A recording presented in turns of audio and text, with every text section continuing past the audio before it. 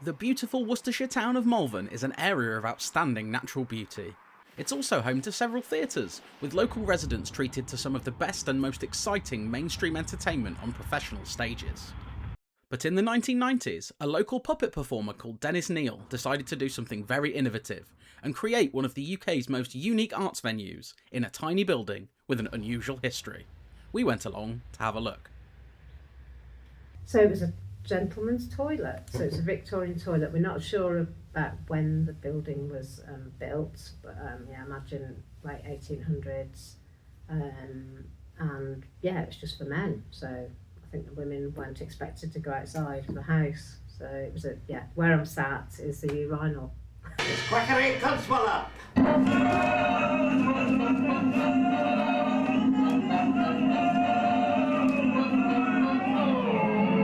It was brought to life by Dennis Neale, who's a local chap, an artist and puppeteer, and he rented it from Malvern Hills District Council for a peppercorn rent for nearly 20 years. He designed the theatre, he fitted it out, as you can see, with items from antique shops and flea markets, so everything's, used. Dennis Neale unfortunately had to step away from the theatre due to illness in 2017, and the doors closed for several years. At one stage, a fire caused by a dehumidifier nearly destroyed the building for good, until the local community intervened. There was a group formed, like Friends of the Theatre, and me and my couple of friends became interested in it and joined and led the group, contacted the council about the building and put a successful bid in and acquired the building a couple of years ago. We then raised nearly 17,000 via a Space Hive platform, a funding platform, and refurbished the theatre, and that involved a new roof, new electrics, new flooring, heating, doing the outside painting, restoring, painting the mural, reupholstering the furniture, and we opened last October. Since then, the theatre has gone from strength to strength.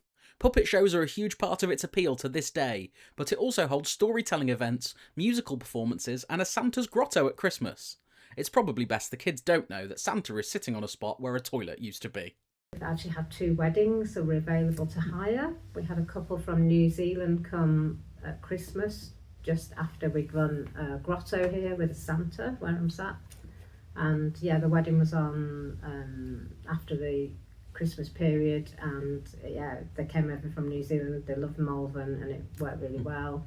And then last Saturday we had a wedding from a local couple. So it's multi-purpose really. Like all of the venues we've talked about in this series, the Theatre of Small Convenience has a vital role to play in fostering a love of the arts in young people who might be put off by more traditional venues. One thing's for sure, they'll never forget coming here. Sometimes big spaces can be daunting for younger people, so this is much smaller, the shows are can be shorter, there's no milling around, we haven't got a bar area, so for some people, the feedback is it's great, you can just come in, be yourself, go out again, there's no pressure really to socialise, so for some people it's actually an asset really that it's smaller.